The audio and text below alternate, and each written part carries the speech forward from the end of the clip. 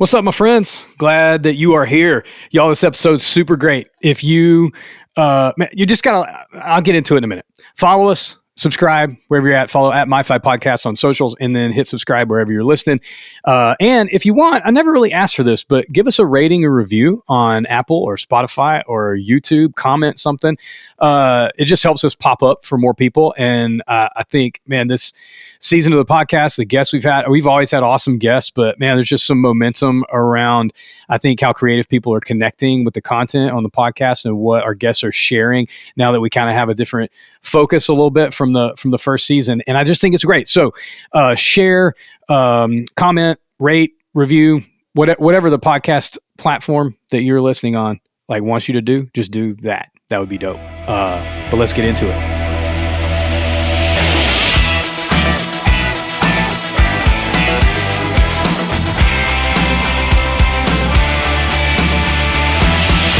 Cool. Yes. Y'all, this episode's awesome. I get to interview and chat and connect with a lot of cool people on this podcast. And every once in a while I get to interview an actual really, really close friend who's doing really cool stuff. And my friends Nick and Brandon are the duo behind Whitestone Motion Pictures. Nick and I have been friends for a long time and spend a lot of time together. We hang out a lot. Brandon and I have known each other for a long time, and we don't spend near enough time together, to be honest. He's an incredibly cool dude as well. And they're just great guys. They've worked on their first full-length feature film. They've been making short films and incredible pieces. I found out about Whitestone years before I knew any of these guys because I saw a short film they made called A Candy Shop. That's fantastic. You can find it probably on YouTube or whatever, but you can also hit whitestonemp.com, which is their website, Whitestone MP, like Whitestone Motion Pictures, whitestonemp.com, and you can see some short films and things like that they've done in the past. Done a lot of TV work, a lot of commercials. They've done things for History Channel, A&E, CNN, been nominated for an Emmy. They're just incredible creatively, but they're even better dudes. And I'm always honored when I get to interview and talk with friends.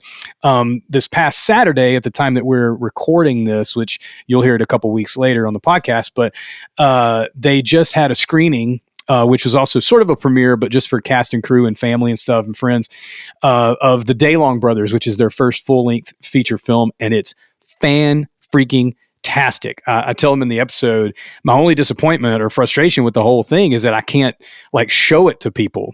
Now you can go watch the trailer. The link is in the show notes, or you can find the trailer at whitestonemp.com. So go watch the trailer, y'all. It's wild. Never seen anything like it. It's a musical, but it's a Southern Gothic musical. Imagine if Quentin Tarantino made Oh Brother, Where Art Thou?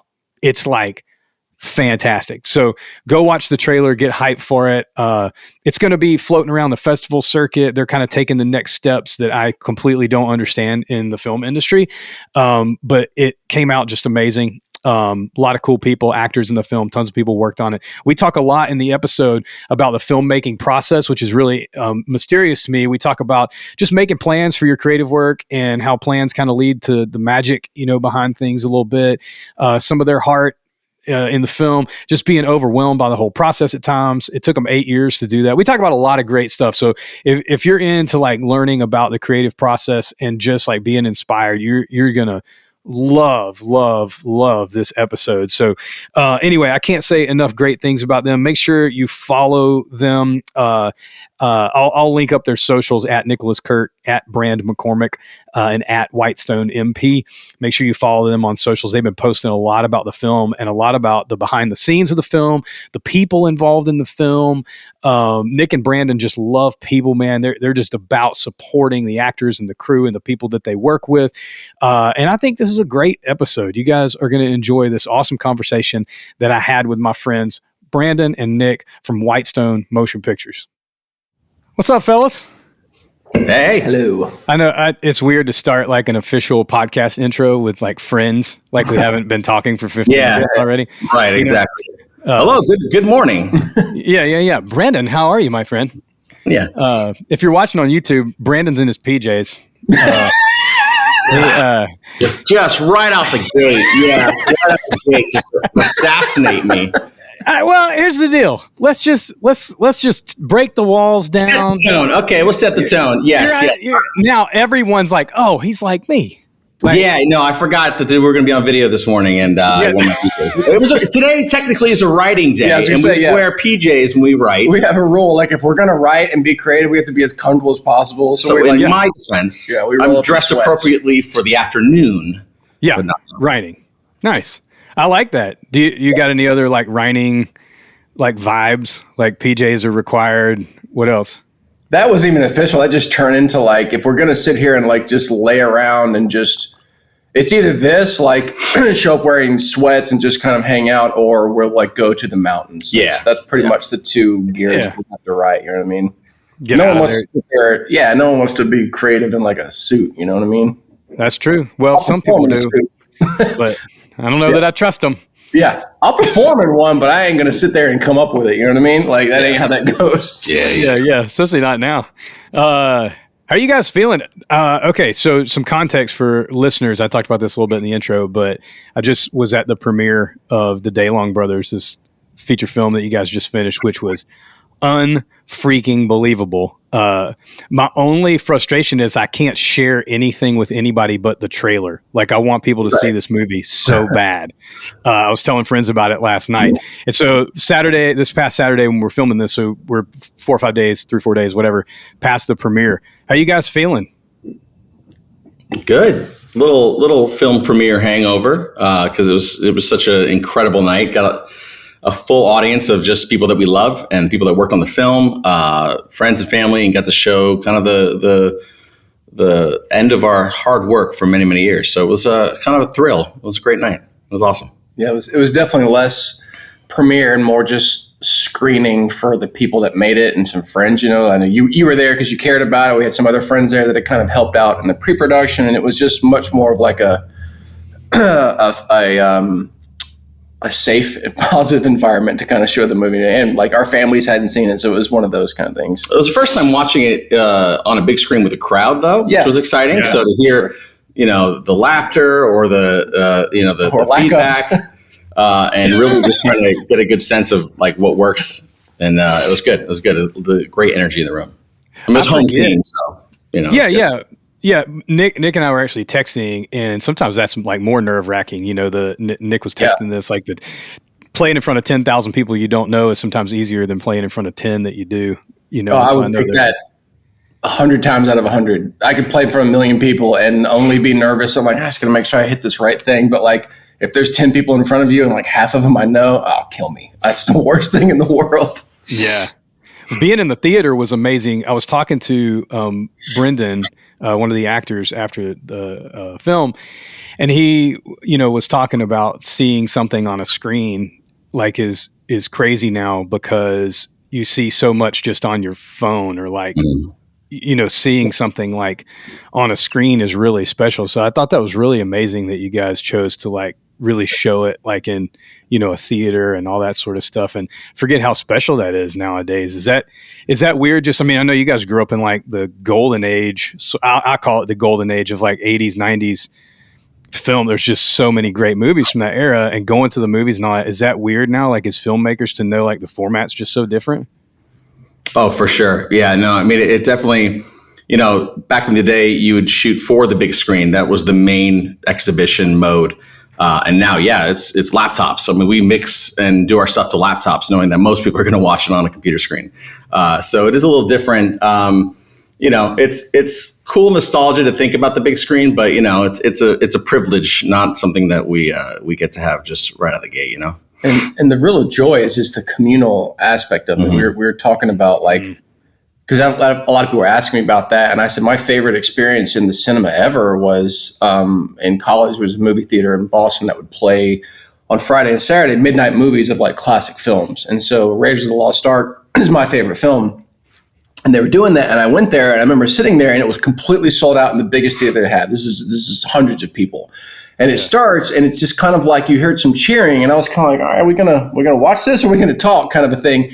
And then Indiana Jones pops up, that bum bum bum bum bum bum bum, and everyone's like, whoa! They just cheered, and I was like, kind of grumpy at first because I wanted to watch the film, and then I started to be like, well, we're just all here as fans, and then it just turned into like the most joyous occasion. Or like I saw the Atlanta Symphony do Home Alone at Christmas. And so it's like everyone in there is just cheering and they're laughing out loud. And that communal aspect is something that I miss so much just sitting in my house on my TV. Like I still like that, but man, it's hard to get past that. We were made to be together. You know what I mean? These movies were meant to be shared, you know?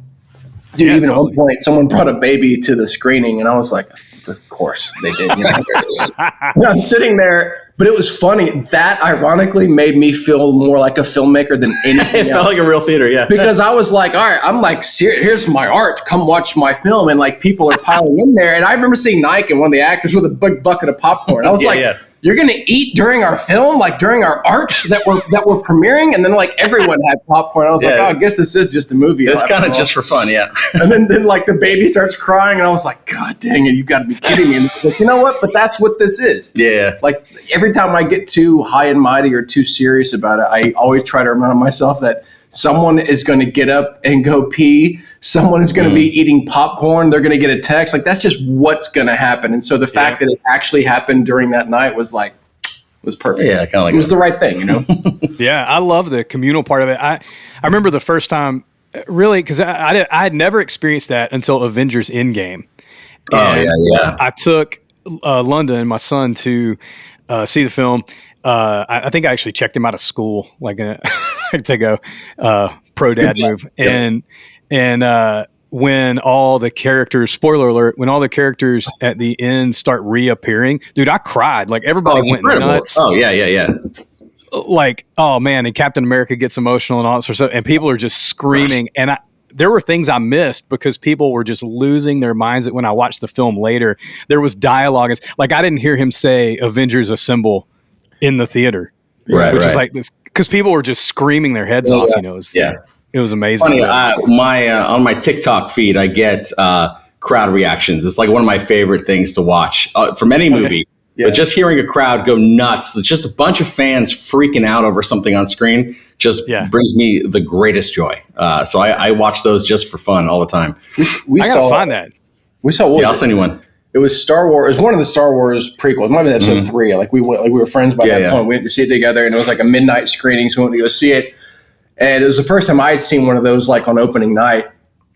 You know, it says, you know, a long time ago in a galaxy far away, and it's like you could hear a gasp, and then and it's just like roars, and I'm like, yeah, people love this. It's like it just makes you feel like it's not different than a concert, though. It's like you're in a room with people that you never know what you have in common if you're walking through the mall. You know what I mean? Other than the shared human experience, but you're in that room. Like we saw Springsteen this past winter with our two of our kids, and it was just like everyone in there was so excited, and they were so like that was our thing, you know. And they looked at my kids and like, you guys have no idea how lucky you are. We had someone ask if they could take a picture of my family just because they were so proud that like we were taking the next generation to see Springsteen. And I was like, yeah, I guess so, like posing for pictures. But like there is something about that, like we're all here together, and this is how we're all humans, we're all Americans here, but like this is something else that we're going to bond with together. And it's great, man. Yeah, fandoms get me excited. I go to Dragon Con every year with my family, and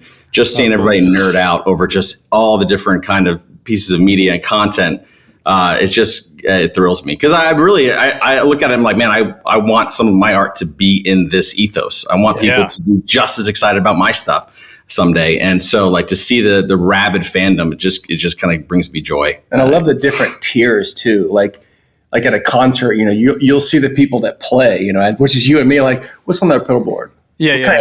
It's like different, like some people are like, everyone's looking for something different. Or Dragon Con, it's like some people will try to find the most obscure costume from a famous film. You know, like what is this? And you're like, oh, remember Jurassic Park? And you're like, oh my gosh, that's that one random extra from Jurassic Park. Oh, that's so cool. Yeah.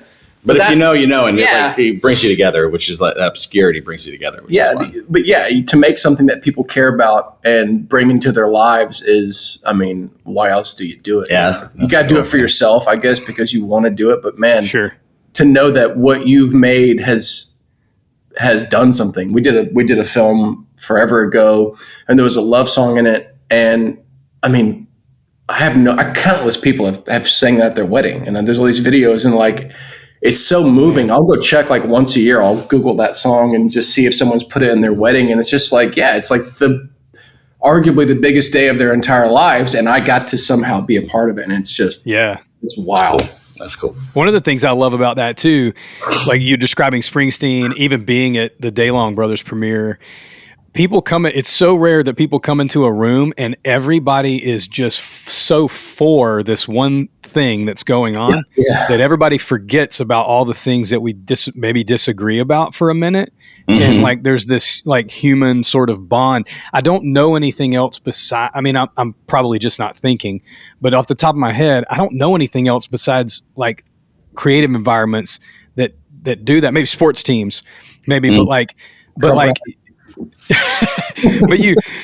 you get into an environment where everybody's just like, we're not even thinking about anything but this thing. Like everybody at the Daylong premiere was like, we're just here to celebrate that something that didn't exist now exists, that tells an inspirational story. And it took you guys 7-8 years from the ground up to that. I don't know. And along the process of creating it, united people who did not know each other before the film was made. Like I met 5 people that night, had incredible conversations, followed each other on Instagram, like all this sort of stuff that like, it just like puts people in the same room and you meet people who you don't even know. You just get this sense that like, oh, we're for each other. And I just don't know anything besides creative environments like that really do that and nurture some connection past the experience itself. You know what I mean? Yeah, absolutely. And a lot of it comes with just having a common goal and just having something that you are all fighting for. Because especially movies, man, they suck to get made. It's just brutal. Everything goes wrong and everything fights against you to get your movie made. So to overcome that huge hurdle is like, a feat, and it takes a lot of people. And, when you have everybody kind of rowing in the same direction for so long, it's pretty exciting when you get to the other side of it. And we exist in a culture that is just so divided. I mean, it's absurd how much it is. Every election is, 50-50. It feels like it's just like, it's literally a coin toss. The person that you meet at the store is going to be completely polar opposite worldview than you. But somehow, you all go sit in a movie theater, or you all go to a concert, or even, like I said, a football game or something like that. And it doesn't really matter. Your divisions kind of drop down and you're there to experience something together. And that now, gosh, is more meaningful than ever. It's like after COVID, everyone's like, I remember that it was like, a lot of people will take a dump on artists because it's a weird life and it's a hard life, but it's like, what did you do when the world was shut down? Yep. You turn to the artist. And that was like such a meaningful realization that hopefully stuck. And even like, and this way, like so many musical instrument manufacturers couldn't keep up. Like everyone decided to go into recording and everyone decided to start playing guitar again. It was like the swell in the arts that happened during the pandemic was, I mean, for me, it was a pain in the butt because I couldn't get stuff. Everyone was back ordered. But like, I love that everyone and their mother was sitting in their room with a guitar, or like figuring out how to use Logic or Pro Tools or something like that. Yeah. That's cool, man. Yeah, totally. I, watching the film this past weekend and meeting everybody and just being a part of the conversation, I remember the 3 of us went to dinner, early along in the process, and you guys showed me the script and and all that sort of stuff. And you guys had already been at work on this for over a year, probably at that point. And I'm sure I can't think of anything in my mind. Like I've made records and written songs and predominantly been creative in the musical world. Making a film seems 1,000 times more overwhelming to me than making a record. And I can say that I've made 20-something records, been a part of for other artists or for myself or something in my life. It's an overwhelming process, but I can't imagine. I don't even know where to start. Some of it overwhelms me just because practically I really just don't even know what you do to do something like that. And I know this is a wide question, but the points that you get, because everybody gets overwhelmed, whether you're a photographer, whether you're a songwriter, an artist of any kind. I want you guys to talk about a little bit of what you can about, there were points where you're like, we're overwhelmed, but we have to make this work. Like, Mm-hmm. you know what I'm saying? Yeah. And I know for any artist, that's a little tough. And I know just being a part of the process with you guys so closely, I know that there were, many points along there, but just points. I want people who listen, who are working on stuff themselves, to go like, oh, it's not just me. Like, I want to give up sometimes too, but I can't. Were there specific points and stories that you guys remember, like, we have to make this through? I got it. One of the gifts and curses of me is that I can keep a lot in my head. Like it's kind of, I always thought that's how everyone operated. And the older I get, I realize, man, it's a little unique. And I really can just keep a bunch of things in my head, and I take it for granted because I don't even think about it. But Daylong, doing the score specifically for Daylong, was the very first time in my entire life where I've genuinely felt overwhelmed. And it was something after having put in, I wrote 7 songs, and then writing and rewriting, and then producing and engineering and recording and mixing. Like, you do all that, and it's like, I got to sit down and do the score for the film. And I think there was 37 pieces of music that ended up going in there. And I just remember, I started at the end, and I picked my spots, but I remember I had been working on it for months. And the way I go, I don't, because this is just us doing this by ourselves, I'm not like a traditional film composer where I'm just writing and then it goes to a recording date. I'm writing and recording as I go, because you just want to I tried to write everything up front, but sometimes I would get inspired, or a sound would but I just remember I was, a month or so in, and I wasn't even close to the end. It was I was maybe an eighth of the way in or something like that. And I was I just remember feeling I can't keep this in my head. I don't know. And I freaked out. And Amy, my wife, who can, she'll attest, can keep nothing in her head, just said, you just have to do one at a time. And so I really just would go in every day, and I would go, what's the work today? And I would pull up a scene, and I just did that until it was done. But it was the only, because I usually would just even the songs, I'm going to do the guitars today. I would just jump around and just have all these songs in my head. I could do this on this one and this on this one. And it's almost, it's not a whole record, but it's almost a record's worth of songs. But I could just keep it in my head and I would juggle it. But man, that score, 37 pieces of music, Jeez. I just completely ran out of steam. And it ended up being, I have to do this one day at a time, one cue at a time. And there's nothing profound in that. That's not everyone knows that, but it really was there was easy to forget though. Yeah, there's no other way to do it though. And for me, who wants to just get involved and do it, it was I can't just knock this out.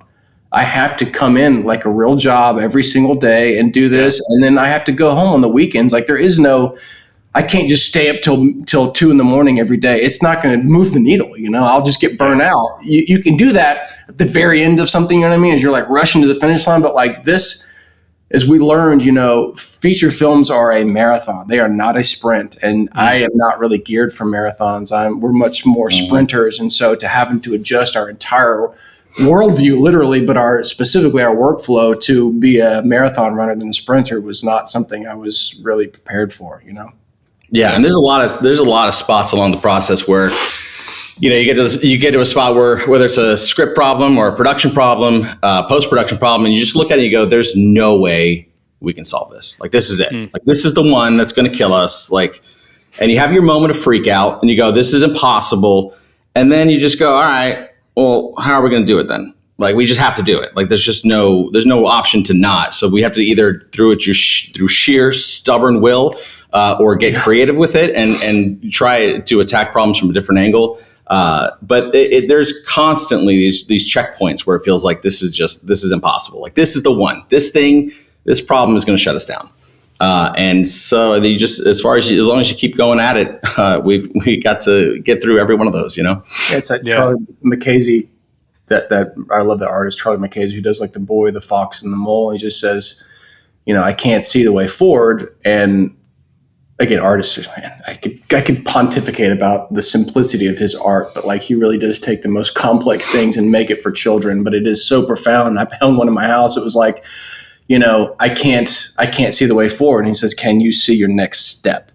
And I was yeah. I was well, then just take that. And that was really what it was. It's so overwhelming to look at something that is so enormous, but whether it be a film, a novel, a record, they all have their grandioseness to them, and it's so hard to see to the end sometimes. But like, yeah, you just got to do one little step at a time and keep your head down. And eventually, it's like you run into the wall at the end. You go, oh, I didn't even realize I was there, But if you're constantly looking up for the end, you just get overwhelmed. So our MO in our careers, or lack thereof, is just to keep your head down and keep taking the next step forward. And eventually, you look up and you find yourself at the end. But like, yeah, there's so little looking to the future because it seems impossible, And one of the things I tell our team, and we kind of is in our ethos, is that like the end of the world will show up. Like, you should be expecting it to feel like this impossible, because that's going to happen. So it's not. So when we started out, especially in production, we used to get frustrated whenever we hit these big problems. And we felt like maybe it was lack of planning and some of these things. But sometimes you just get screwed over, and it's gonna happen. So now when it shows up, we know, okay, this is it. This is the thing that we were waiting for. We knew it was coming. We didn't know what it was going to be. And now that it's here, we got to solve it. And it kind of takes the blowout when you don't feel like you're caught off guard by this thing derailing expecting it to be there. We made that joke on Instagram where we were talking about the process, but the car was like a character in the film, and the first day it died.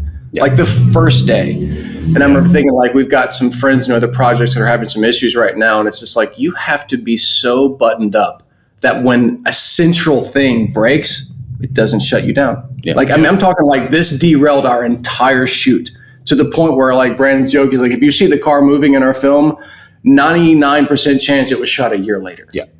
And we just had to truck it around on a trailer and just get creative with it. But it was like, that would have shut down anyone else that wasn't prepared. But you have to just know and expect that this thing is going to go off the rails, literally moment by moment. And you just adjust, and you got to be flexible and not get upset, when it happens, because it's going to happen. Absolutely. The people that get upset when things happen, they're just not ready for it. And it's the guys in charge, like, you're the glue, like, keeping everybody else on set, the other 20, 30, 50 people, whatever. Like, when the car breaks down, there's people who freak out, and you're not allowed.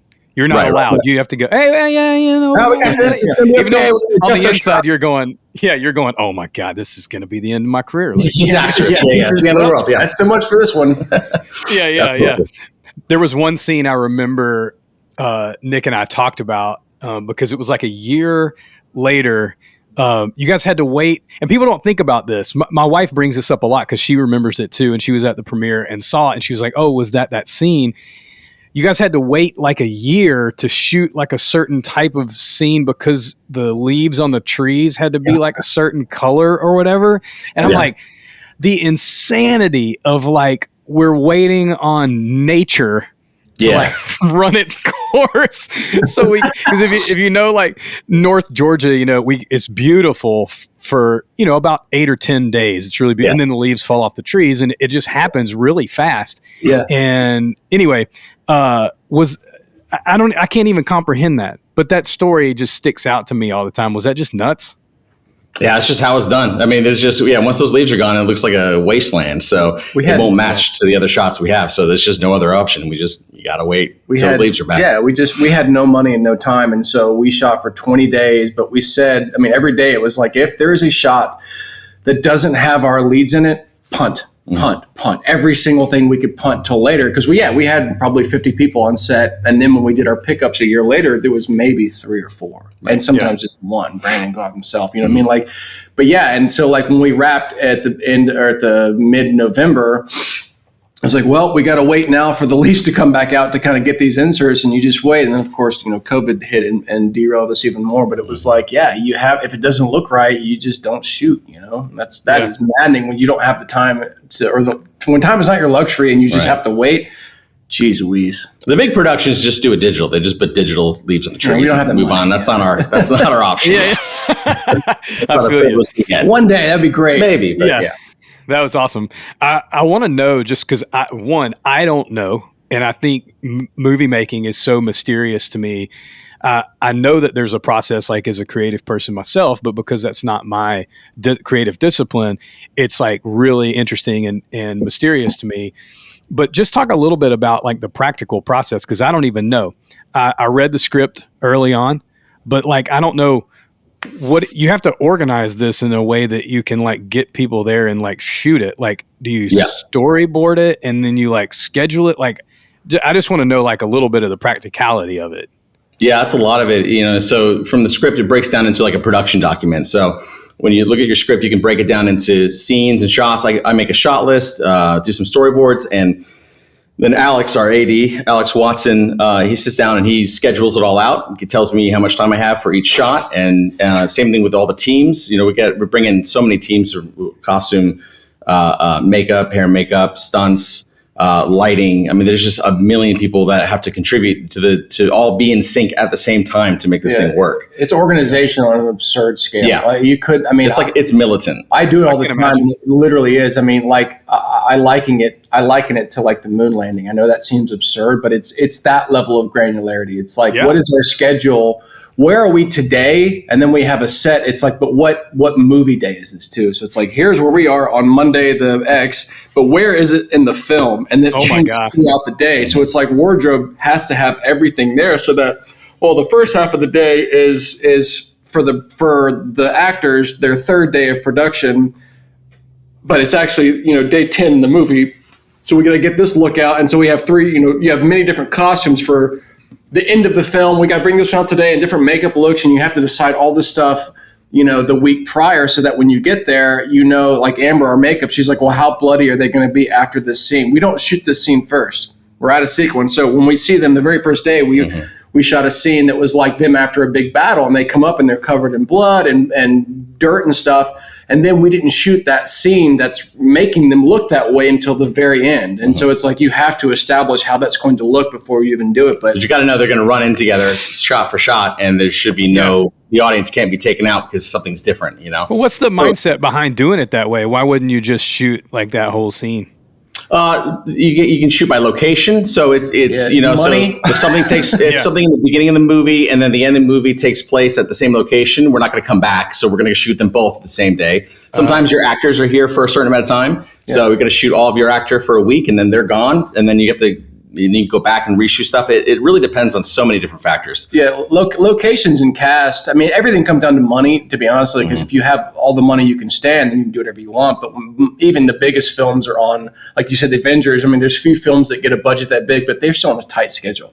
Every day, it's a much bigger schedule, but they have to make the schedule. And with us, with an actor who shows up, remember Rainey was like, well, I have 10 days. That's what I have. And so we have to adjust your entire schedule to shoot them out. And there can't be a day where she's just not doing anything. So we've got to juggle things around. Okay, well, we don't want to come back to this location. So I know the energy for the actors is just night and day here, but we got to shoot this out anyway. Oh, and this actress is going to be gone. So we got to figure out a way to squeeze. I mean, it really is an absurd level of organization, and Alex, and specifically Alex and Rachel, Alan and Lorelai and Carl were like, that's just their job, is to sit there and go, how does this make sense with the time and money that we have? And it really is a Herculean task. I don't know how to do it. But and then my job with the actors is to make sure that each scene is, emotionally where it needs to be in the movie. So in the morning, we might shoot a funny scene, and then the afternoon, we might be doing a death scene. And so my job with them is to collaborate with them so that when we get to the death scene, they remember the scene from before, they know the scene that's coming after, and they can emotionally get there in that space for that moment, which is really, really tricky. So that's the talent of the actors for sure. I just kind of steer them and make sure that they're, going the same direction, but they have to be able to get in that mindset. And that's, and again, the whole production's got to do that. It has to be scheduled down to them. If you look at the production binders for like Dana Connick's wardrobe, it's incredible. It's just down to the second. Yeah, it's a big old book full of Post-it notes and notes in there, and it's crazy. And then there's people on set that are doing things so that set can keep going, and then they're doing stuff behind the scenes for the next day this is all going. Production's always trying to be ahead of whatever the day is. So it's like you've done your work for Wednesday on Tuesday so that when Wednesday shows up, everything's ready to go. But then you're just leapfrogging all kinds. It's a small army for sure. It's a huge task. It really is. I mean, I say this all the time, and I actually wanted to say it at the screening for the guests. I'm like, just if you're out there, man, just do yourself a favor and try to read every name. Pick any movie you want, next movie you watch, try to stay for the credits and read every name and imagine that person's got to get to set. None of these people are local, almost never. You know, how do they get to the set? Where are they staying? FICA, Social Security. It's like you can just, where they eat. Yeah, what's lunch that day? And then you get done reading, it's like, oh, I just read, and on a big film, it's like, I just read 10,000 names. It's like, and every single one of those had to have all that done. And it's just, it's the most overwhelming thing in the world. For sure. It's crazy. Yeah. Our film I enjoyed. Oh, go ahead. I was saying our film is little and I don't know how he did it. And then you look at a big film and I go, it blows my mind how an Avengers comes together. It's also funny too, it is so enormous that it's so easy to lose your way. And you mentioned Avengers, that story, at the very end of it, spoiler alert again, Tony Stark says, or what's his nut says, I'm inevitable. He goes, I am Iron Man. They didn't do that. Like that wasn't written. And then some random editor on a couple, months before the film comes out, I was like, it would have been funny if he just said this. And then the Russo brothers were like, that's not only the greatest idea ever. How dare we not? How did we not miss it? Yeah. And then they had to go reshoot it because it was like, this is better. And they just had to have a schedule that allowed them that freedom to kind of go get it. But it's insane how many things get lost in something that big. We had a huge. You want to tell them the big error on your title at the end of the film? McCormick. Oh yeah. So this is going to throw Alex Watson. Yeah, no one noticed it because I didn't tell anybody. But yeah, my name is misspelled at the end of the credits, so it was great. At the beginning of the end, the film ends, it goes to the logo, and the very first credit that pops up is written and directed by Brandon McCormick. And not only was it misspelled, so it was McCormick, but Alex, he handmade. I don't know if you know this, no one knows this, but he handmade that font. He kept trying to find a font, and he didn't do it. He literally drew the font by hand. So he can't just type in Brandon McCormick. It wasn't a simple. Oh my God! He had to by hand drag every letter, and he just decided to spell it Brandon McCormick. It was a bespoke screw up. Yeah, and then a dozen people stared at it for months. I approved it. Yeah, and no one's caught it. Even the day of, crazy. Carl Horseman, our producing partner, after the screening, I went to him and said, hey, did you notice anything? He said, no. And I held up my phone to show him, and he goes, what? I don't see it. I'm showing him like, hey, look right here. He reads it. He goes, I don't understand. I said, and I zoom in. He goes, oh my God. And I'm like, yeah, man. But that happens all over the place. I'm sure. 1,000 people looked at it. We all approved it. Yeah, it's just we were in the color grade. You're done. The picture is so done by the time you're color grade. Visual effects are done. You're just watching someone make it look pretty. And I'm sitting there in the room in Company 3. It was like one of the greatest color grade houses in the world. And I look up, and there's like literally a third of the frame is covered by this big black flag, which is like just a piece of fabric that kind of blocks light. And it's like, bro, we've been looking at this thing for years and no one's seen it. I'm like, hey, anybody else see this flag? And it's just like, you just bury your head. You got to fix it. So it means, this scene, we got to go back to visual effects and paint it out. And it's just like, that happens every single day, all the time. And you're like, I just didn't catch that before. Yeah, you just miss it. You get so in the weeds, you just miss stuff. Yeah. It feels pretty obvious. That whole piece, like, when somebody says movie magic, like I think there is magic. There's magic moments that happen on records, but I think, or in, in a design or a photo or whatever, like you can capture, but it always feels like to me, magic doesn't happen without like incredible like organization and planning and people being invested and their minds being in it. And I think sometimes like as creative people, it's really easy to go, oh, hopefully something happens. But man, if you want to be at a pro level, nobody shows up unprepared. Nobody shows up having thought this through. You're investing like your time and your money and your effort into it. And so like, no matter what the project is, it just seems, and this filmmaking to me, I don't have any experience at it, but it seems like the grandest scale. You said something about planning all these, the actors' schedules. I can't imagine like just, keeping with the Avengers illustration, like, man, they had like 25, 30 A level actors. Oh, yeah. Like, all the different schedules. Yeah. That funeral scene. Yeah. Yeah, the one like slow single shot pan at the end. I'm like, oh my God, there's like 10 Oscars, like, or more. Like, just insanity. And the things that have to go into behind the scenes. So it's no it's no wonder it took, Daylong took 8+ years, But I do want to say what's one of the fun experiences though is with filmmaking, for me anyway, I find that like I need to be buttoned up. I need to know exactly what I'm doing on the day. But the more prepared I am, the more I feel comfortable experimenting when we're in the moment. Because I know I have my backups. I know I have it correct on paper. And because of everyone's hard work, we get there and I'm able to then explore with the actors and explore different shots and try different things. And so it does become a very creative process in the moment. With everybody, there's moments, these sparks of inspiration that happen. It's not so scheduled and so broken down that you can't be flexible and adjust. You just have to know where to adjust and what time is a good time to improvise and change. And sometimes it doesnut work, and then you go back to your shot list and then you just shoot it out. And it's run the plan. No problem. And Lee, I don't know if you remember when we went to the NAMM show a few years back. There was a panel that had a couple of session players, and Chris McHugh is one of the greatest drummers on the planet. And there was like some of the greatest musicians in the world on the stage, and there was like 8 people in the audience, and I was like, everyone else is like looking at guitars. I'm like, you guys are nuts! Like, this is a once in a lifetime opportunity. And so, as if I have questions, and I was like, well, yeah, man. And I just said, what do you want from someone like me? You're the best there is, but like, I've hired you now to be a drummer, or no different. I've got Daniel Day-Lewis or Tom Hanks to come be my actor, or Meryl Streep. Yeah, it's like, what do you do? And Chris McHugh said something I've never forgotten. He said 2 things. One, he said, if you're going to compliment me, be specific. I don't want to hear a good job. Nice. Anyone can do a good job. I want to know that you're paying attention to find something specific. And so these days I really try to find, if I'm going to compliment someone, I really try hard. And I just go, hey, man, you did a good job on that. It's like, I'm going to find something specific.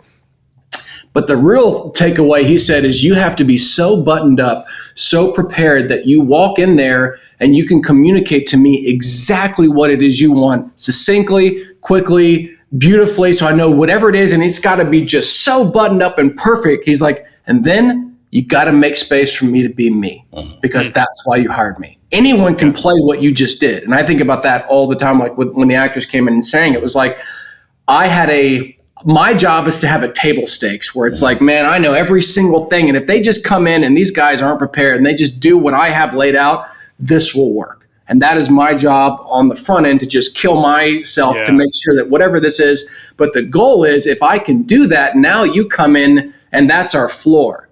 Yeah. You know what I mean? As opposed to our ceiling. And so when they come in there and, I get someone like Jordan Bolden, who's one of those ridiculous singers I've ever heard in my life, and I go sing what I wrote and he sings it perfectly the first time. And I go, well, what would you do?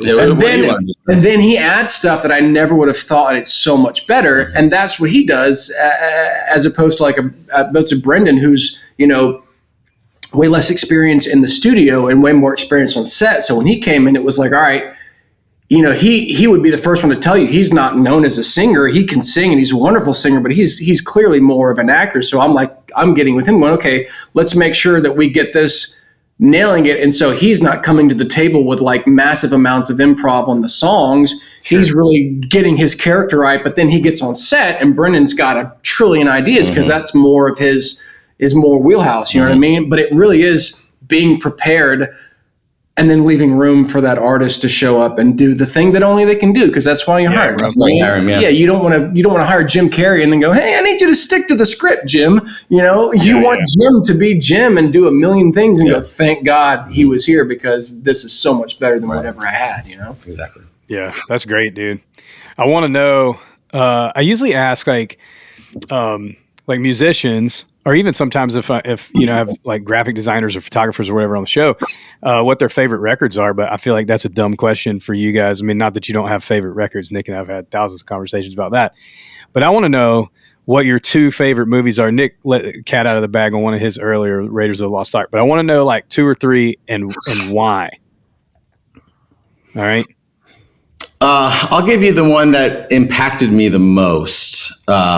And I was in high school and Lord of the Rings comes out and it just blows my freaking mind. And at this point, I'm like getting into film and I'm watching them build these incredible sets and make this world and color graded it beautifully.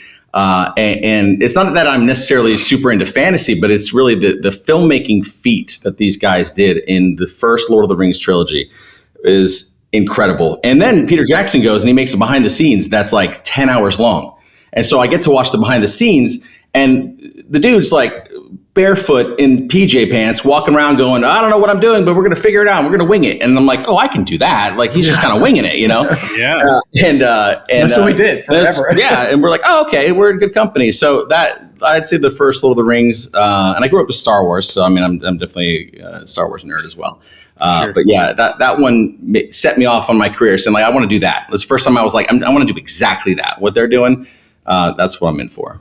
Yeah. I mean, and Raiders just is a perfect movie to me. I will quote it. I could probably sit here and just give you line for line. I just grew up with it and I wanted to be Indiana Jones before I knew anything about art, music, cinema. I like that and Back to the Future, like were the movies when I was a kid and both those ironically are perfect movies that turns out I had good taste as a child. It was like, I didn't like really crappy stuff. I really liked it. And now as an adult, I'm like, yeah, these are fantastic.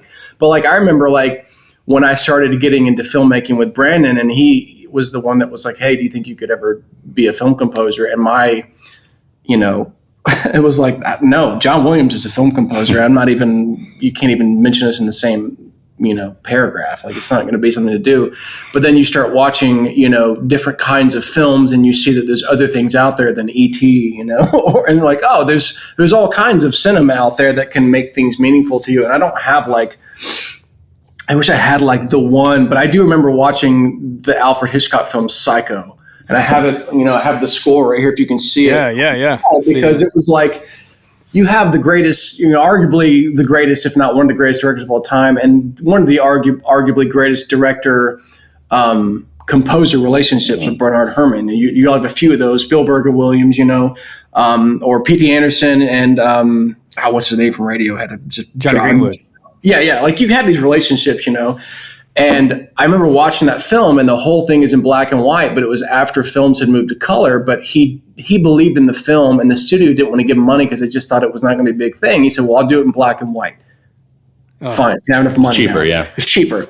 And then they did the film, and I remember reading a story where Bernard Herrmann, the composer, said, the film is black and white. I'm going to give you a black and white score. And I thought, what in the world is that? And it's just strings only. And I just remember that was the first time I really realized how much art is behind this. Go, okay, black and white movie, I'm going to give you a black and white score. The fact that even came out of his mouth is an absurd thing to say. It's a cool concept. But the older I get, the more that is the most genius thing I've ever heard in my life. When you go listen to the score, what he was capable of doing with just violin, viola, cello, bass. That's it. He had a bigger makes it section. Terrifying. It's but terrifying. like, you go watch that film, and it's like there's so many scenes where she's just driving a car with like an interior monologue, and it's pretty boring to watch. But Bernard Herrmann's in the background going, and it's like manic. It's manic music, and you're going, I feel so uncomfortable. I don't understand. So like, Raiders is one of my favorite films, but I learned more from Psycho than almost anything else because it taught me how to be a film composer, I feel like. And I say that being, John Williams is everyone's favorite, but Thomas Newman is probably my favorite film composer that I listen to all the time. But Bernard Herrmann in Psycho said, if you want to be a filmmaker, you need to figure out whatever that is. And every time I sit down in a movie, I go, and it was funny, it was right after that, I watched that late in our journey, but you can watch our movies filled with, fake orchestra wannabe John Williams scores. And then somewhere around Blood on My Name in 2011, I was like, I'm tired of this stuff sounding fake. What do I have around me to make this feel grounded? Yeah. And I started just looking at, well, I guess I can't record, 60-piece string orchestra, but I can record a quartet, and I have guitars and drums. And I just started looking around and going, it's not going to be John Williams, but it's going to be me, and it's going to be real. And there's more emotion in whatever limitation you put on than going, well, I can do anything. It's just going to sound fake. And so I know that's not really maybe answering your question very well, but that film taught me. Perfect. Brandon said Lord of the Rings taught him a lot, and Psycho was the one that just really taught me, I feel like, how to be a film composer. That's amazing. That's awesome. Man, I appreciate you guys being on the show. This is awesome. Y'all are golden people. Oh, yeah. There's so much in here. Yeah, we can nerd out forever. This could be a 10-part episode, Yeah, like an for hour sure. each. I'm going to link up Yeah. I'm going to link up the trailer to the Daylong Brothers film so everybody can see it, and all you guys' Instagrams and all that sort of stuff. But I appreciate the time, fellas. Best of luck with the film and everything else you got coming up. All right. Well, thank you. Thanks for having us. Thanks, Super man. fun. And I want to say thank you for letting two white cis het guys on a podcast. We're underrepresented in the podcast space, so I think you're very open-minded for having us here. You got it. And that's what you get for telling everybody I was in PJs. You jerk. You're I half appreciate Puerto you Rican, guys. though. It's like you're. But yeah, I'm spicy white. You know. All right. Y'all have a good one, fellas. See you, brother. See you, bud. Peace.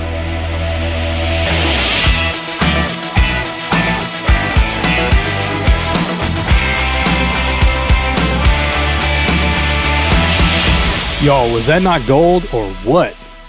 So many helpful, encouraging, inspiring things they share. The movie making process is just fascinating to me. It seems so overwhelming. I talked about that a little bit with them, and having made music my whole life, it's overwhelming enough, to make a record or even just a song. So to coordinate all of that stuff to make a film is just mind blowing to me, but it also encourages me a little bit.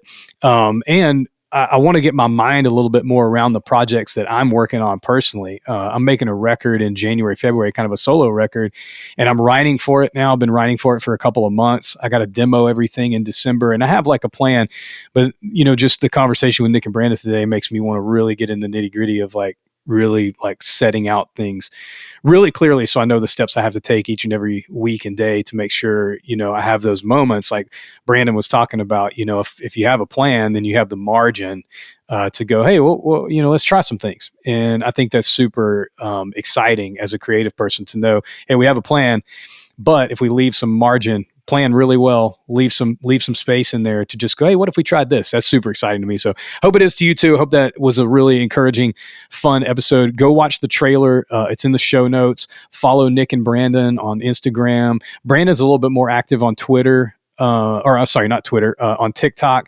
So go hit him up there. I think his handle's the same. I'll put that in the show notes too. And follow at Whitestone MP on Instagram, and check out the website, whitestonemp.com. You can go watch a lot of their short films and things. Nick mentioned one of their short films in the episode, Blood on My Name. Fantastic.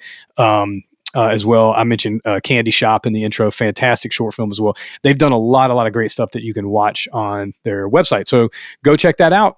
And make sure you're following at MyFi Podcast everywhere on socials, on Instagram especially. And make sure you subscribe wherever you're at, rate, review, comment, all that stuff. Super helpful. Tell a friend about the MyFi Podcast. And also sign up for MyFi Monday. It's a newsletter that I do every Monday for creatives and creative leaders. It just has inspirational, practical things in it, just some advice that I share each week, as well as cool people to follow, some of my favorite stuff, cool stuff I found that week, and it's free. So you can sign up. I'll put that link in the show notes as well, or you can go to MyFiPodcast.com to the website for the podcast, and you'll see a link there to sign up for MyFi Monday. So till next time, you guys have a good one.